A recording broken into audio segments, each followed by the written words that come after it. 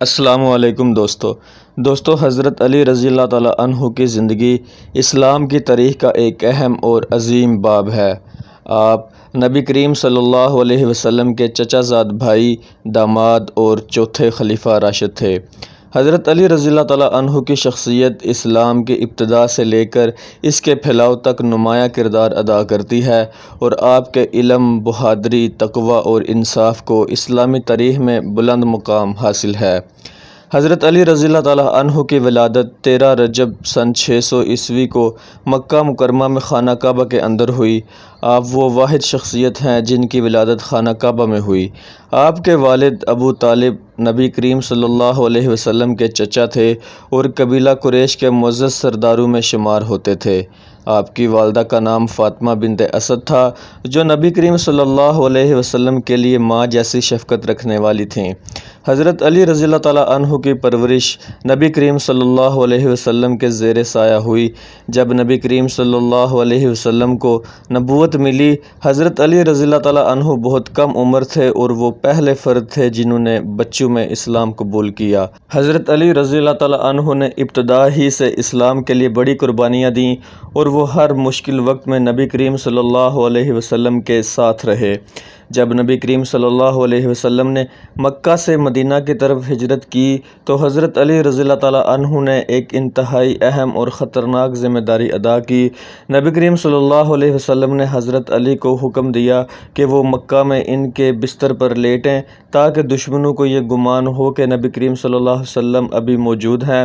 حضرت علی رضی اللہ تعالیٰ عنہ اپنی جان کو خطرے میں ڈال کر یہ کام کیا اور نبی کریم صلی اللہ علیہ وسلم کی ہجرت کے بعد مدینہ تشریف لائے۔ حضرت علی رضی اللہ تعالیٰ عنہ کو اللہ تعالیٰ نے بے پناہ شجاعت، طاقت اور جنگی مہارت سے نوازا تھا۔ آپ نے نبی کریم صلی اللہ علیہ وسلم کے ساتھ تمام اہم معرکوں میں شرکت کی سوائے غزوہ تبوک کے، جس میں آپ کو نبی کریم صلی اللہ علیہ وسلم نے مدینہ میں اپنا نائب مقرر کیا۔ جنگ بدر اسلام کی پہلی بڑی جنگ تھی جس میں حضرت علی رضی اللہ تعالیٰ عنہ نے اپنی بہادری کا لوہا منوایا۔ آپ نے اس جنگ میں بڑے بڑے قریش کے سرداروں کو قتل کیا اور اسلام کی فتح میں اہم کردار ادا کیا۔ جنگ احد میں جب مسلمانوں کو مشکلات کا سامنا کرنا پڑا اور بہت سے صحابہ نبی کریم صلی اللہ علیہ وسلم کو چھوڑ کر منتشر ہو گئے، حضرت علی ان چند صحابہ میں سے تھے جو نبی کریم صلی اللہ علیہ وسلم کے ساتھ ثابت قدم رہے اور آپ کی حفاظت کے لیے جان کی بازی لگا دی۔ حضرت علی رضی اللہ تعالیٰ عنہ کی خلافت کا آغاز حضرت عثمان غنی رضی اللہ تعالیٰ عنہ کی شہادت کے بعد 656 عیسوی میں ہوا۔ آپ کا دور خلافت سیاسی فتنوں اور اندرونی مسائل سے گھرا ہوا تھا، لیکن آپ نے ان حالات میں بھی عدل اور انصاف کو قائم رکھنے کی کوشش کی۔ خلافت کے دوران حضرت علی کو پہلی بڑی آزمائش جنگ جمل کی صورت میں پیش آئی۔ حضرت عائشہ رضی اللہ تعالیٰ عنہا اور حضرت طلحہ رضی اللہ تعالیٰ عنہ اور حضرت زبیر رضی اللہ تعالیٰ عنہ نے حضرت علی رضی اللہ تعالیٰ عنہ کی خلافت کے کچھ معاملات پر اعتراضات اٹھائے، جس کے نتیجے میں جنگ جمل ہوئی۔ حضرت علی نے اپنے دشمنوں کے ساتھ بھی انصاف کیا اور امن کی بحالی کی کوشش کی۔ دوسری بڑی جنگ جنگ صفین تھی جو حضرت معاویہ رضی اللہ تعالیٰ عنہ کے ساتھ ہوئی۔ یہ جنگ بھی مسلمانوں میں اختلافات کا نتیجہ تھی اور اس جنگ کے دوران بہت خون ریزی ہوئی، تاہم حضرت علی رضی اللہ تعالیٰ عنہ نے ہمیشہ مسلمانوں کی وحدت اور فتنہ سے بچنے کی کوشش کی۔ حضرت علی رضی اللہ تعالیٰ عنہ کو اسلامی تاریخ میں باب العلم یعنی علم کا دروازہ کہا جاتا ہے۔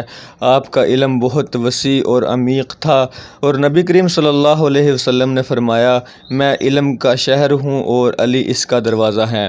حضرت علی رضی اللہ تعالیٰ عنہ کی تقاریر، خطبات اور اقوال نہج البلاغہ میں محفوظ ہیں جو علم و حکمت کا ایک خزانہ ہیں۔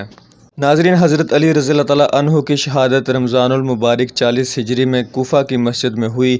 آپ کو عبد الرحمن ابن ملجم نے فجر کی نماز کے دوران زہر آلود تلوار سے زخمی کیا۔ 21 رمضان کو آپ نے اس دنیا سے پردہ فرمایا۔ آپ کی شہادت مسلمانوں کے لیے ایک عظیم سانحہ تھی اور آپ کی موت کے بعد بھی آپ کی شخصیت اسلامی تاریخ میں روشنی کا مینار بنی رہی۔